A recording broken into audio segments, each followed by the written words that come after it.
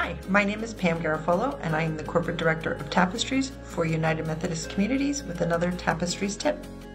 So a lot of times people who are caregivers for individuals who have Alzheimer's disease and related dementia are confused about the role of long-term memory versus short-term memory.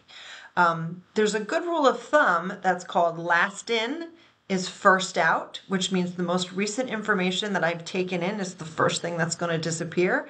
And then also opposite to that is the first in is the last out, which means that the first things that I've learned in my life are the last things that I'm going to lose.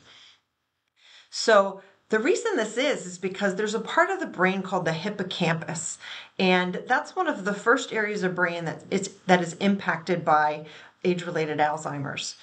I like to think of the hippocampus as kind of like a file clerk. So as new experiences are happening, the hippocampus takes them and stores them in a filing cabinet called long-term memories.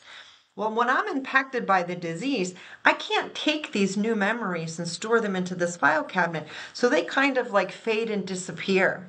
So eventually this part, the file clerk, this part of the brain, the hippocampus, starts to become more and more impacted by dementia. And then I'm even unable to retrieve some of those long-term memories.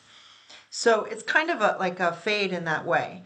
But we can also use this to our advantage. So when we're interacting with somebody who has cognitive impairment, it's a really good idea to start leaning on and relying on engaging them with those long-term memories. So this is actually called reminiscence therapy. So you can really keep them socially engaged, which is the most important thing for people who have cognitive impairment, by talking about these long-term memories and things that they can still remember, instead of quizzing them on what they did today. So instead of saying, what did you do today? You can say, tell me about when you learned how to ride a bike, or tell me about your high school graduation or your wedding day, or the day that your first baby was born.